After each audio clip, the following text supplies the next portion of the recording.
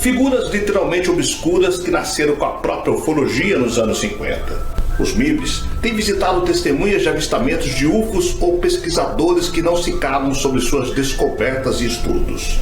O termo MIBs vem do inglês Men in Black, ou Homens de Preto, como conhecemos no Brasil.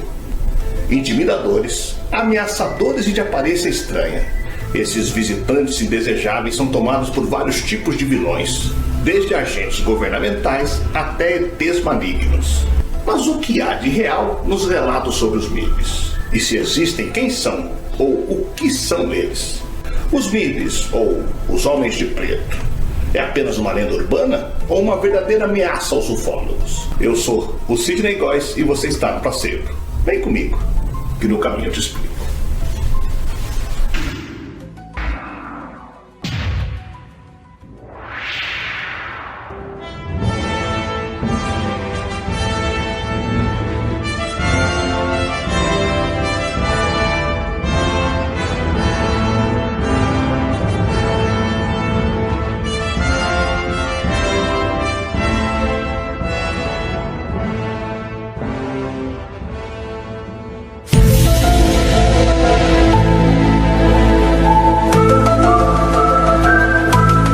Os Homens de Preto são supostos agentes secretos do governo dos Estados Unidos que seriam encarregados de identificar, assediar e intimidar testemunhas de incidentes relacionados com avistamentos de discos voadores e possíveis vítimas de abduções e encontros com seres alienígenas.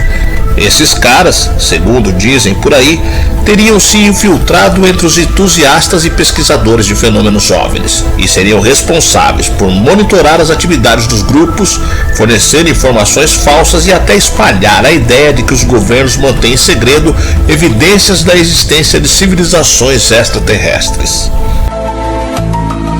Conforme acreditam alguns, os Homens de Preto inclusive se encarregariam de plantar provas fictícias para enganar a população mundial e desviar a atenção do público e de ufólogos com relação a programas militares e governamentais em andamento.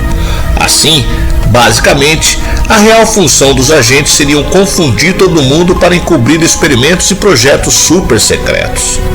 Mas o que realmente sabemos de concreto sobre a existência ou não desse pessoal misterioso? Tudo indica que os rumores sobre a existência dos Homens de Preto começaram a circular no final dos anos 40, mais especificamente após o incidente que teria ocorrido nas redondezas da ilha Maury, em Washington, no dia 27 de junho de 1947. Segundo os relatos, nessa ocasião um homem chamado Harold Dahl se encontrava em seu barco, acompanhado de seu filho e o cachorro da família nessa área, quando de repente notou 6 objetos com forma de rosquinhas pairando sobre a sua embarcação. Pouco depois do avistamento, um dos discos despencou do céu lançando uma porção de fragmentos metálicos sobre o barquinho. O filho de Dahl chegou a ser atingido por alguns dos estilhaços e o cão, pobrezinho inclusive, morreu em decorrência dos ferimentos. No entanto, por sorte, havia uma câmera fotográfica na embarcação e Harold, esperto, deu um jeito de capturar algumas imagens do desastre. A primeira pessoa para quem Dahl mostrou as fotos foi Fred Crisman, seu supervisor, e esse cara, duvidando da história, chegou a retornar ao local indicado por ele, e parece que teria visto a tal espaçonave caída por lá. Enfim, o fato é que, segundo se sabe, na manhã seguinte, Dahl teria recebido a visita de um homem vestido com um terno preto, interessadíssimo em saber todos os pormenores de sua estranha experiência. Esse sujeito também teria alertado Dahl de que se ele contasse o que havia visto para mais alguém, coisas bem ruins aconteceriam. É óbvio que Dahl deve ter aberto o bico, afinal do contrário, como é que saberíamos de tudo isso? O fato é que, por mais interessante que a história soe, o governo dos Estados Unidos negou que empregava agentes sinistros e conduziu uma investigação na qual concluiu que Dahl e Crisman eram 2 embusteiros e que o papo da rosquinha acidentada era mentira. A dupla chegou a admitir que tudo não passava mesmo de uma farsa. O interessante é que os relatos fabricados por Dow e Grissom, e considerando que o caso veio à tona na mesma época em que o icônico caso Roosevelt, e que não parava de pipocar histórias sobre supostos avistamentos de discos voadores e encontros com alienígenas, é claro que o conto dos homens de preto pegou. Curiosamente, depois que os relatos de Dow e Grissom se tornaram famosos, se passaram cerca de 20 anos até que um novo incidente envolvendo os supostos homens de preto fosse registrado. Dessa vez, a testemunha abordada pelos agentes foi um cara chamado Robert Richardson, um homem de Toledo, em Ohio, que saiu dizendo por aí que tinha colidido com o próprio carro em um disco voador. Robert disse que inclusive chegou a coletar um pedaço de metal da nave como prova. Mas já dá para imaginar o que aconteceu, né?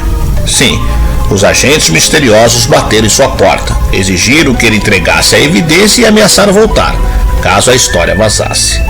Ela obviamente vazou, e bem, Robert continuou tagarelando sobre a experiência. Outros casos de supostos esbarrões com os tais homens de preto voltaram a ser registrados esporadicamente, como o do ufólogo chamado Jack Robinson, que teria sido visitado por uma dupla de agentes em 1968, e do pesquisador Herbert Hopkins, que tinha especial interesse em assuntos relacionados com OVNIs e ETs e que foi agraciado pela Companhia dos Sujeitos Sinistros em 1976. Mas com o passar do tempo, da mesma forma que os relatos envolvendo avistamentos e abduções começaram a se tornar gradualmente mais raros, os testemunhos de supostos encontros com os homens de preto foram minguando. Ainda assim, e em grande parte graças ao sucesso que esses personagens fizeram no cinema, essas figuras acabaram transcendendo as lendas urbanas e teorias da conspiração e se transformando em um fenômeno da cultura pop. E o que dizer dos vídeos que abundam na internet que muita gente jura de pé juntos que são provas incontestáveis de que os homens de preto existem na vida real, e só servem para reforçar o que esse pessoal defende, que as negações, investigações e provas não passam de balelas criadas pelo governo norte-americano para encobrir a verdadeira verdade. Bem, há tantas coisas malucas circulando por aí. Vai de cada um de nós buscar as respostas. Mas, e para você? Os MIBs, os homens de preto, são reais?